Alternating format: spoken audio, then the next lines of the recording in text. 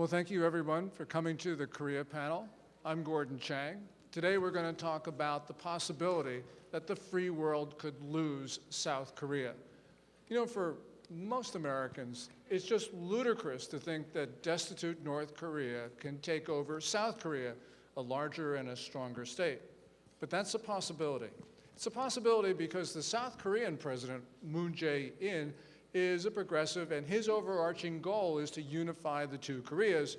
And unfortunately, he's contemplating doing that on the terms of the other Korea, North Korea. So for instance, we see Moon trying to undermine democracy in his own society. And that's what we'll be talking about for the next 45 minutes. Tara Oh, East Asia Research Foundation, former intelligence officer, US Air Force. What is Moon Jae-in doing? Well, the Moon administration is attacking the free and open society of South Korea. As you know, South Korea, or the Republic of Korea, is a free democracy. It's not a people's democracy, which is what North Korea calls itself, DPRK, Democratic People's Republic of Korea. So there are a lot of differences between the two systems, but a key difference is freedom. And this Moon administration and his party tried to delete the term freedom from the Constitution. Now, could you just repeat that again, because that is absolutely startling. He and his party tried to delete the word freedom from the Constitution. Yes. So think about that, and that's if you have to go through that, then there's some sort of intent behind there. So when I say he, I'm talking about him and his supporters, his party. They have been attacking the pillars of liberal democracy, one of which is the freedom of the press. They already jailed two journalists, Mr. Byun Hee-jae and Mr. Hwang Yi-won, in jail. And they already have controlled or dominated their two major broadcasters, NBC and KBS. And that's not enough. So they're trying to control YouTube because that's where some of the voices that are not in the mainstream media are going to. So they're trying to control that. And recently, they are trying to control people's access to websites that begin with HTTPS, S for secured. So that's why it's going on in the information and media freedom of the press realm. But also, another important pillar of free democracy is the rule of law. And the rule of law is severely weakened under the Moon administration. What they have done is to use the laws to silence, to harass, to jail, and to bankrupt the critics and their political opponents. National security realm, he is basically destroying South Korea's defense capabilities. And one of the prime example is the military agreement that was signed between South Korea and North Korea last September. Some of the South Korean military professionals call this surrender document. So that's how bad it is. And just one more thing, in the economic realm, they do not like the concept of private ownership of property. They like public ownership. So they want to introduce this term called public concept of land ownership. What that means is the land is privately owned, but it's the government that will determine its use. So that's an interim step towards government ownership. So what the Moon administration is doing is to put South Korea on a path towards socialism. So, Seung Park, you're famous for being a video blogger in South Korea under the name of Bangmo, and it really is an honor to share the stage with you, and thank you for coming over from South Korea. You heard Tara talk about what the Moon administration's been doing, and obviously this whole drive towards, the other things are just horrible, but one thing in particular I wanted to focus on with you, and that is Tara talked about how they're moving toward a more socialist economy. What effect is that having on economic growth in South Korea? And what is the popularity? How does that affect Moon's popularity? Okay. Let me just make a differentiation between I call domestic policy, and the other one is security policy, which covers the relationship between North and South, and the relationship between Korea and China, and the relationship between Korea and the US. So we are talking about the domestic policy, especially in terms of the economic policy. And they scrapped. They are in the process of, for example, scrapping the atomic power plants, nuclear power plants. The Korean economy is very much dependent on cheap energy, cheap electricity, because. So this is going to raise the price of electricity? Yes, that is one example. And another example is that they openly talk about so-called income-driven growth, which means that if the government intervenes in the market via policy or via legislation to hike up the wage, then the higher nominal wage will just lead the economic growth. So this is what Tara was talking about in terms of moving Yes, towards so socialism, this income-driven growth. So they, for example, raised 30% for 2 years of the minimum wage, and the result is that millions of people are driven out, and most of them are just the poorest people. So in terms of a domestic policy, the Moon Jae-in government is losing popularity very rapidly, very, very rapidly. So these days, people distinguish two types of policies. That is, they are talking that this Moon guy, has ruined the country. Many people is saying that, but still, they say that thanks to him, we have avoided war with North Korea. So when you take a look at these two mixed, these domestic policy and security policy, which one's more important in the minds of South Koreans? Let me tell you one thing. This, ever since the U.S. has begun the honeymoon with China back in 1971. Big mistake, by the way. Well, maybe it was inevitable because she was losing Indochina anyway. So ever since the Koreans were put in a situation to just to survive no matter what. So for the last 3 decades, a false dilemma like a war vis-a-vis peace. That dilemma has influenced the Korean people very, very deeply. I can see that.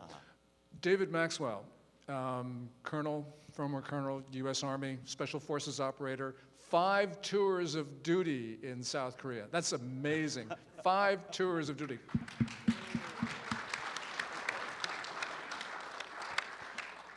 You heard Bong Mo talk about the division in the way people look at Moon Jae-in, and you also heard Tara talk about attempts by Moon to reduce the capability of the South Korean army.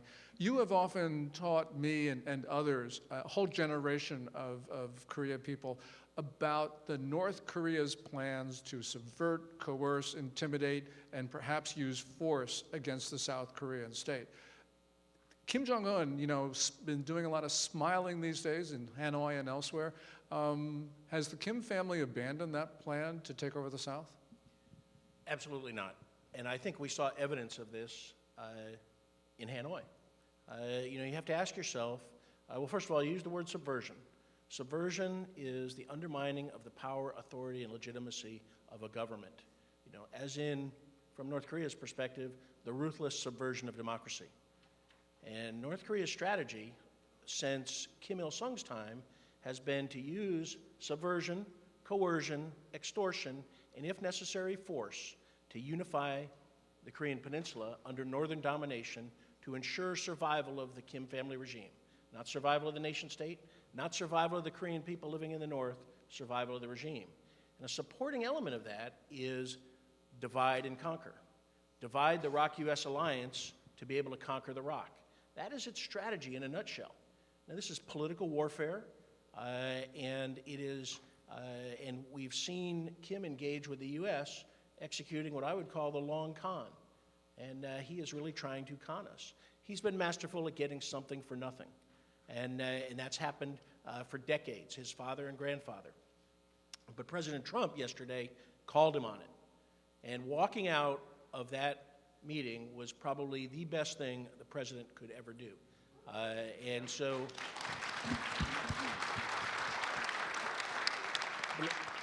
But the North wants to subvert the South. And we have to ask ourselves, and this is really an ideological battle on the peninsula. The Koreans I know and have served with, had the honor to serve with, we believe in shared values: freedom, individual liberty, liberal democracy, free market economy, and human rights. Those are the shared ROC-US alliance values. North Korean values, I won't really call them real values, but it is Juche ideology, Kim Il-sungism, Byung-jin, Songbun, Songun, and in the denial of human rights in order to keep the Kim family regime in power. That's the choice of the Korean people on the peninsula. For all Korean people, North and South, what values do they want to adhere to? And the North is trying to subvert the South. It is really key. When you look at the United Front Department, the 225th Bureau, infiltrating agents to stand up opposition political parties, this is what the North does. And if you read the North Korean Constitution, their mission is to complete the liberation of the peninsula, complete the revolution, and dominate the peninsula under socialism. And you know what? And one thing that Kim Jong-Un has learned with the opening of the 400 markets, it takes capitalism to feed socialism. And that's something that he has learned, but he will never embrace, because to embrace capitalism will mean the downfall for Kim Jong-un. So, Tara, you've heard Dave Maxwell talk about how the North has not given up its goals of taking over the South. As difficult as that may be for some Americans to wrap their minds around it, the North is still at it. You talked about in your initial answer this whole idea that Moon Jae-in is reducing the capability of the South Korean army by eliminating divisions, by reducing conscription periods, all the rest of it. That surrender agreement that you mentioned, well, why would Moon do that? Is he thinks it doesn't matter, or is he a co-conspirator? Let me answer that by saying what he wrote in his biography. It's called, in Korean, Unmyeong, which means either faith or destiny. He was reading, when he was, college student, he was reading about the Vietnam War and how U.S. was leaving. And basically, the book described it as Vietnam winning over U.S. lost in Vietnam, and U.S. is being kicked out. And so when he read that portion, he said he was ecstatic. So it sort of shows where his mind is. I mean, for most Koreans who are very grateful towards Americans, to the United States for the sacrifice, they would not think that way. But Moon Jae-in thought that way. And he has strong background in, everyone has heard that he is a so-called human rights lawyer who never talks about human rights issues with North Korea. And, you may wonder, well, what kind of human rights lawyer was he? Well, he and the former president, Hyun, they were partners, law partners. And they really only sought out those who try to subvert South Korea's system, the ones who want to overthrow South Korea's liberal democracy and market economy. Those are the ones he sought out and defended. So I just want to let you know that that's his background.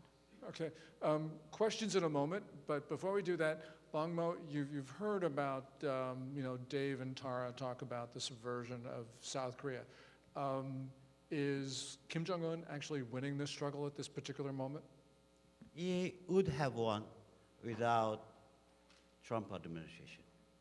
But I think this United States, the great country, has a very vital strategic interest in the Korean Peninsula. And there are some resistance by some Korean people who have understood, who have identified the real intention of the Moon government. And I think their intention is to make a pro-China, anti-US, North and South federation. You know, you talk about the resistance in South Korea. We have some people over here in white baseball caps, Save Korea Foundation, who are working very hard to preserve South Korea democracy. Lawyer Kim, if you're here, if you could just stand up and maybe take a bow. Yes.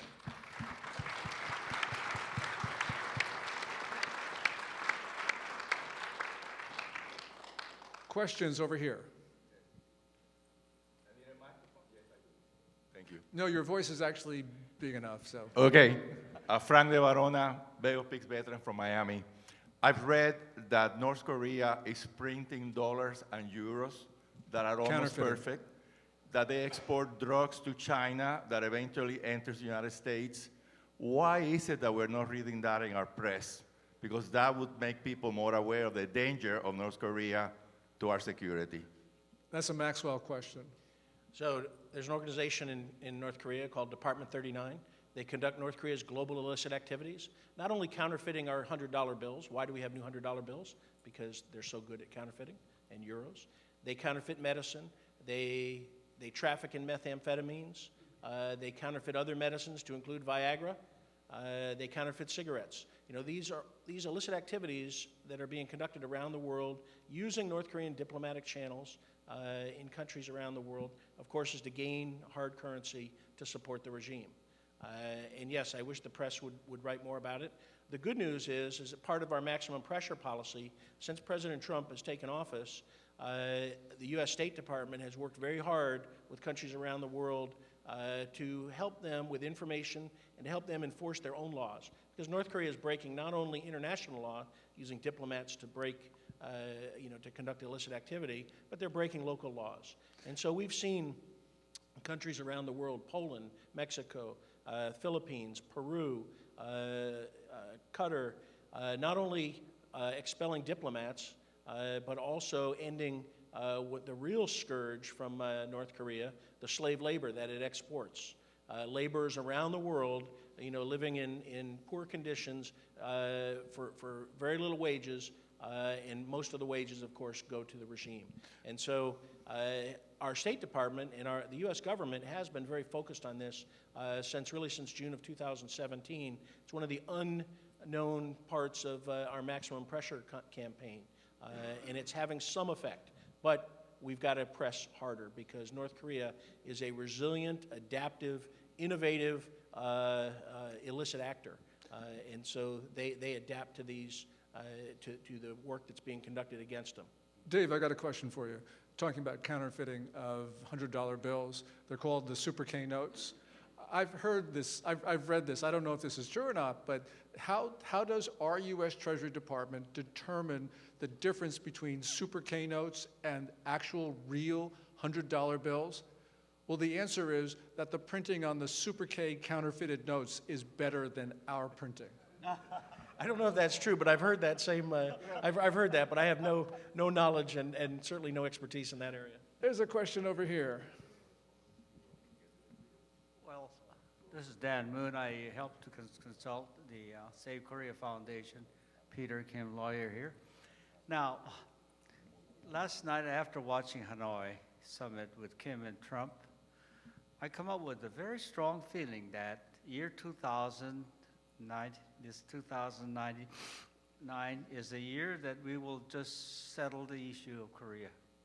I believe that Korea has been divided into two blocks physically, spiritually, ideologically, so long, and we left North Korea with what we call idolatry, cultic Kim dynasty, who would like to control not only the entire Korean peninsula, but also the entire world, threatening the United States even lately.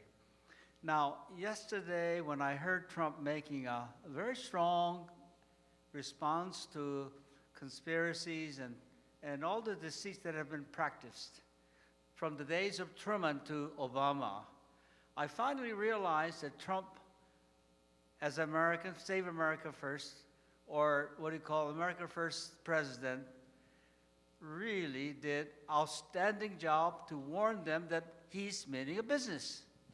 Can we actually talk about this whole notion that this is going to be settled soon? What do you think about that? I'm not quite sure. I'm not quite sure, but I do strongly feel that, you know, when you fight against something, the concept, the structure is so vital that I think this struggle has shown its own essence more and more clear, day after day. The essence is a struggle against the totalitarian triangle, which means the totalitarian or Orwellian reaction in China, and the democidal totalitarian cult in Pyongyang, and quasi-totalitarianism in Seoul. So I think, and it is my, many Koreans really begin to realize that this struggle is fought together with people here and people over there. So Tara, just to take that step one further, we just heard talking about a sort of an authoritarian, maybe even a semi-totalitarian system for South Korea. Are we headed that direction?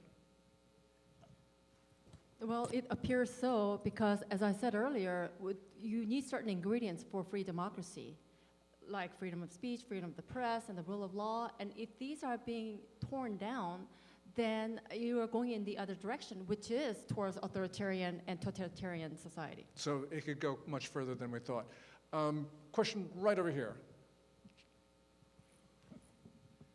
My question is, maybe for Tara more than others, but what is it in Korean society that has at least weakened the defenses against the kinds of ideas you're suggesting Moon is doing? What a great what is it? question. I mean, it seems like a very economically successful society. I mean, you can point to it's a great development success story. So what is it that's caused that vulnerability? That's a really great question. And I can't answer it, so I'm glad he directed it to you. Yeah, I think I probably need help because I don't think there's just one answer. But if I have to pick one item, education is one. There's a KGB agent who talked about subversion. He defected to the U.S. back in the 80s, and he talked about the first stage, which is first stage of subversion, is to basically change people's mindsets. And he says it takes about 20 years because that's how long people stay in the education system. So I think teaching people certain ideology is one, a certain way of thinking. For example, in South Korean history textbooks, they no longer teach that North Korea attacked South Korea during the Korean War. So if you teach items like that, people are going to have different perception about North Korea. So I think that's one. I think there are plenty of other reasons, and maybe Mr. Park has some more because he actually has been through that period. But so I would say is people's mindset has changed through education system, and that's one of them. Yes, over here.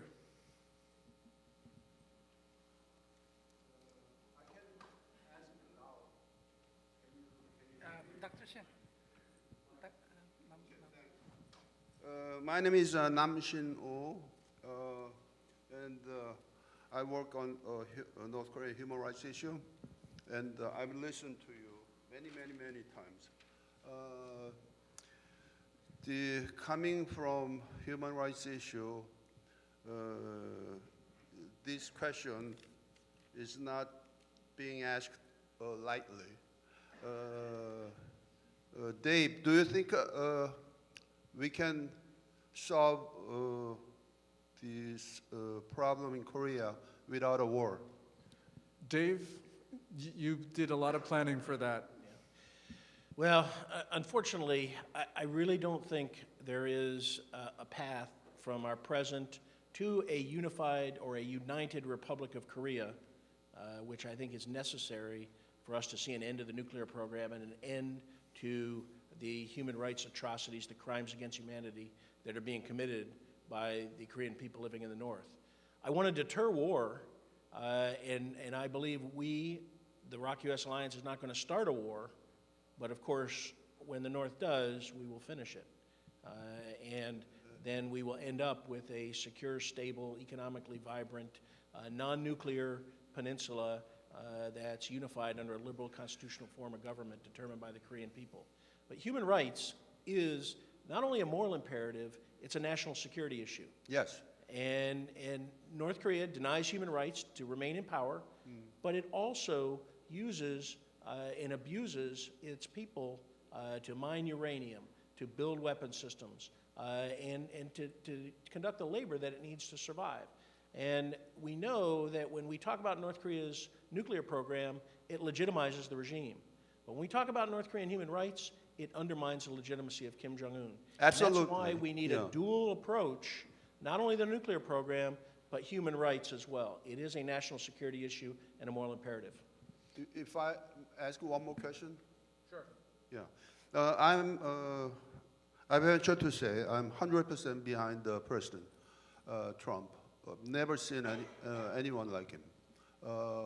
I worked since how many years? 30 years before. Do you think he has more in his pocket and brain than maximum pressure? Yes, there's much more than maximum pressure. Certainly his advisors do. We really need to take a holistic strategy. Maximum pressure, or what I would like to call, now we'll probably go into maximum pressure 2.0, but I would like to see it really be a strategic strangulation campaign. But there's much more than that. It is human rights. It is information and influence. You know, what the escapees from North Korea do to get information into the North is very important. We should ask ourselves the question, though, who is Kim Jong-un more afraid of, the United States or the Korean people living in the North? And I would argue it's the Korean people living in the North when they're armed with information. And that's one of the things that should be part of a maximum pressure 2.0. So I think we have a lot more than just sanctions. Bungmo, just if you could just chime in on that. Dave asked a question. Who is Kim Jong-un most afraid of? Who do you think? He is right. Actually, you know, I think I would say respect for geopolitical compromise between U.S. and China has been too long. Hi, my name is Hyun Kim. I want to give you some tidbits of information in the history. This nuclear weapon missile system, $8.3 billion of funding has gone from South Korea to North Korea over the last 20 years, over two clearly leftist governments, and they have 5-year terms. Now, we have 3 more years remaining under Moon Jae-in, and the funding for those fighters who want to preserve the values of liberal democracy, human rights, funding has just evaporated overnight. So how can we, as conservative global community, connect together and work at fighting this trend? I mean, it's 100 years after Bolshevik Revolution, and the exactly same pattern of takeover is happening in South Korea. Tara, can you sort of start us off on an answer to that? Answer to the South Korea transferring money to build weapons in North Korea? How can we fight that? Yeah, how can conservatives work to prevent what Moon Jae-in is doing to subvert democracy, but also to support North Korea? Because he mentioned South Korean support for the North Korean missile and nuke programs. That's a tough question, and I think that is That's why you got it.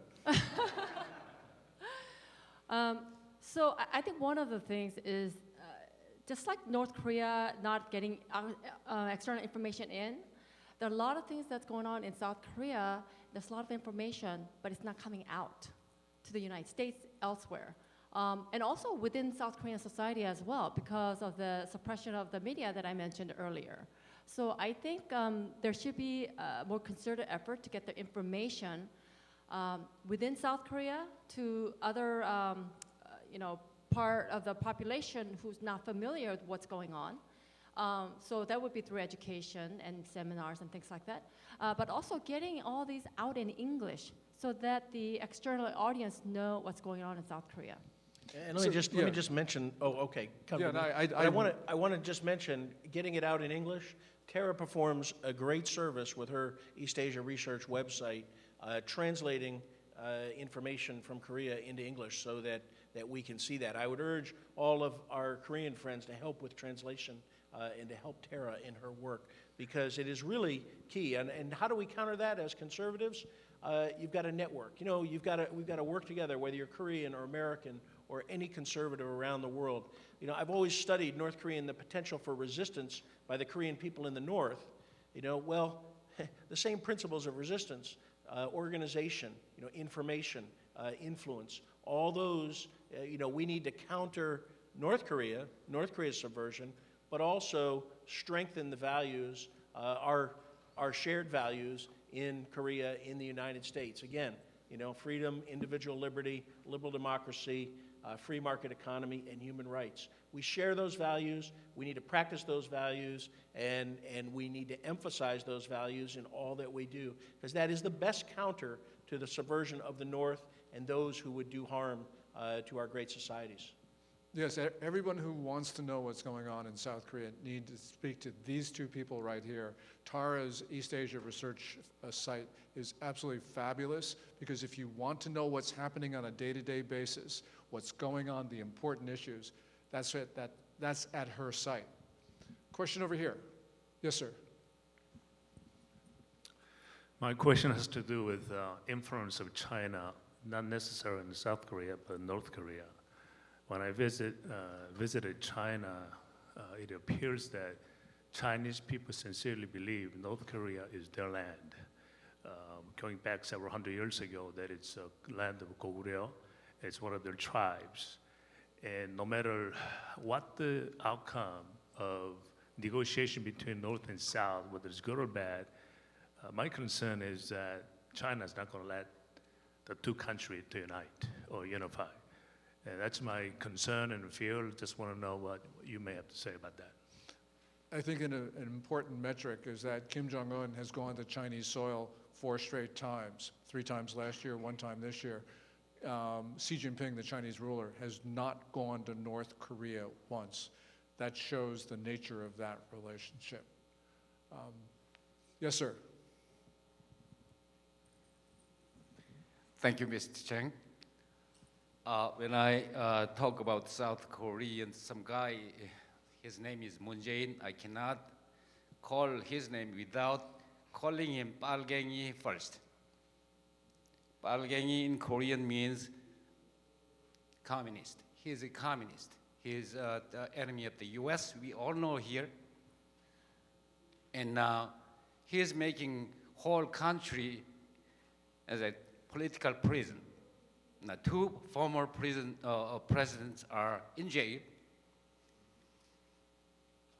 Nobody knows the exact name, but more than 100 people, important former government, are in jail, including 4 KCIA chief, and one person came out, but 3 still in jail. Now, 1 4th 3-star general suicided, jumping from 17 story building. Let me just stop there, because let me just before I forget, Mr. Chang, please let me. I wanna just ask somebody, a reporter, if there is a reporter came from Free Voice of America, especially Korean language team here. Yeah, we've only got about 10 minutes, and I want to get an answer to that question. Both Tara and Bongmo, I'd like you to get your views. Tara, you first about the jailing of military officers and former KCIA people. As he mentioned, yes, so current administration has jailed 2 former presidents, and there's one other former president. He's in his 90s, and he's being sued for one reason or another. So all of them are either harassed or jailed. As far as political opponents, as I mentioned earlier, they used the law to place all kinds of charges on them until they find something that click, or even if it doesn't, they still send them to jail without evidence. A lot of these people are in jail without evidence. So that is going on. In terms of the what he means by KCIA, it's NIS, is the latest name, National Intelligence Service. There are, I believe, about 50, at least 50 former NIS officials who are in jail right now, or who are under investigation. So they're really cleaning the house out in NIS. NIS and there's another organization called DSC, Defense Security Command. Those 2 are the 2 key organizations that does counterintelligence. What that means is they look for North Korean agents and spies. They put them to jail. But President Moon Jae-in, he dismantled the DSC, the second one, completely dismantled it. The first one, he had this reform committee whose committee chair said the problem with NIS is that it's too focused on catching North Korean agents and spies. So they took away that function. So again, they're in jail, but it's really the Moon administration's efforts to dismantle those capabilities. And the first part of the question was about whether Moon Jae-in is actually a communist or not. I know that's a little bit sensitive, but if you could just give me your thoughts on that. Maybe I should say that. No. Yeah? Okay, good. There was a judgment by the court, and a very influential person in my country called him a sort of a communist, and he was not found guilty. Because, my belief is that if you call somebody a communist, it is not about his honor. It is about my own evaluation. So it is not a kind of a, how can I say, defaming. So I can call him a sort of a communist, right? Okay. I noticed that Daniel Cho has just come in, and he's done a lot of work in terms of the advisors for Moon Jae-in and their former Jusao-pa affiliations. In other words, that they believed in the Juche Revolution when they were in college. They have now become senior advisors to Moon Jae-in, and they've not disavowed their views. He's done a lot of work on this. It's really important stuff. And in addition to consulting these 3 guys up here, you should talk to Daniel about many of these things. There's a question over here. What concrete steps is the U.S. capable of doing, both in terms of practical ability and political will, to deter further aggression from the North, particularly as these negotiations that are going on may or may not turn out to be successful as part of the Maximum Pressure 2.0 campaign that you were alluding to earlier? Yeah, Colonel, this was your life's work, so. Yeah. So I think one thing we ought to understand, the Kim family regime will never attack strength. And I think that we should realize that we are not going to be successful against North Korea without the strength of the ROK-US alliance. And so it is very important that we demonstrate strength, strategic reassurance, strategic resolve. We train our forces, we deploy our forces, and we demonstrate that strength. Deterrence is job one. U.S. force, the 28,000 U.S. forces in Korea don't defend Korea. They deter attack. South Korean military, despite the recent weakening, is capable of defending Korea. But it is the presence of U.S. forces, and we know that from when Hwang Jong-yap defected. We asked him why they've spent all this money on the North Korean military and have never attacked the South. And so they can't win a war with the U.S. and South Korean forces. And so, and they believe that we will respond with nuclear weapons. So that has a strong deterrence. So we've got to be strong. We've got to demonstrate that. We can't weaken our alliance. That is really critical going forward, that we have a strong, united ROC-U.S. alliance.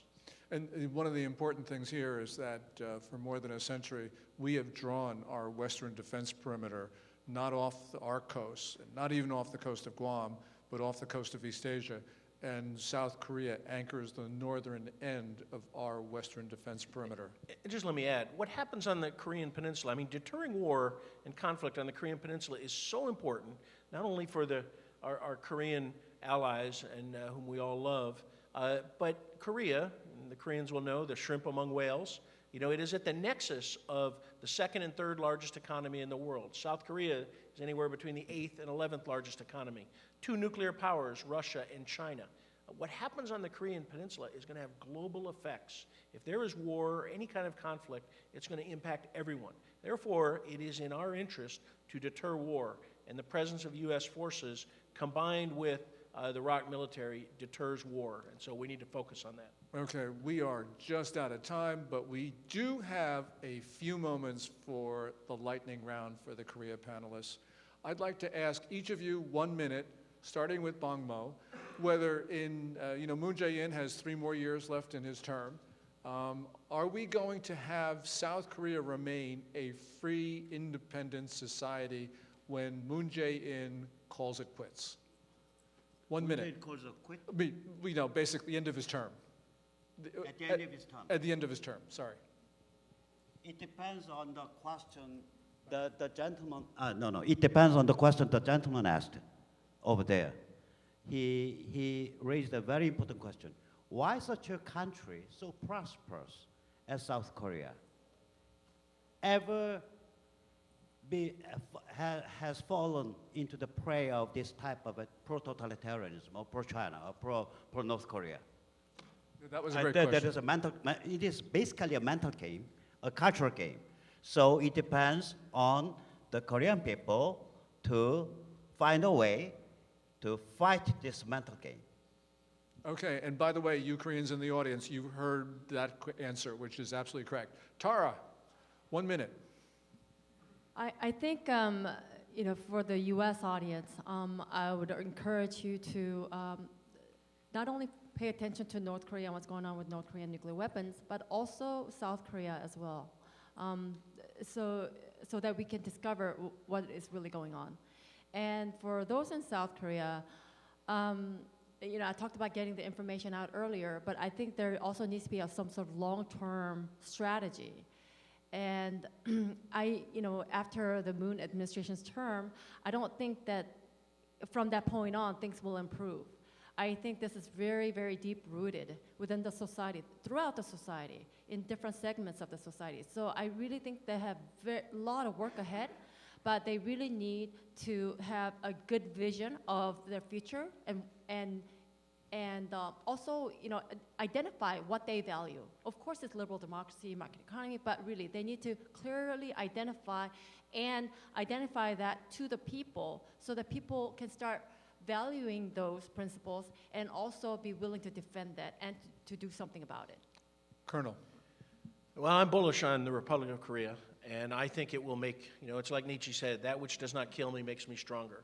And they make it through this period, Korea will be stronger.